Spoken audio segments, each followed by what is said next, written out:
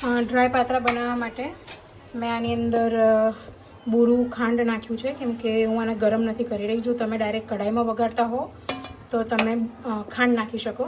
હું તપેલીમાં વઘારીને ડાયરેક્ટ આની અંદર નાખીશ. એટલે મેં તેલ લઈ લીધું છે. તેલની અંદર અડધી ચમચી જેટલી રાઈ,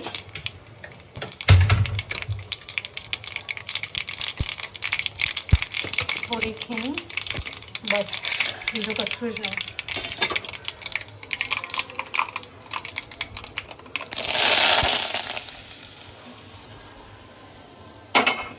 અડધું લીંબુ અને કાચા તલ. કાચા તલથી થોડું ક્રન્ચીનેસ લાગે એટલા માટે. તો ડ્રાય પાત્રા રેડી છે. હું આવી રીતે વઘારું છું. બાકી તમને જેવી રીતે ભાવે એવી રીતે આની અંદર તમે મસાલા પ્લસ માઇનસ કરી શકો છો.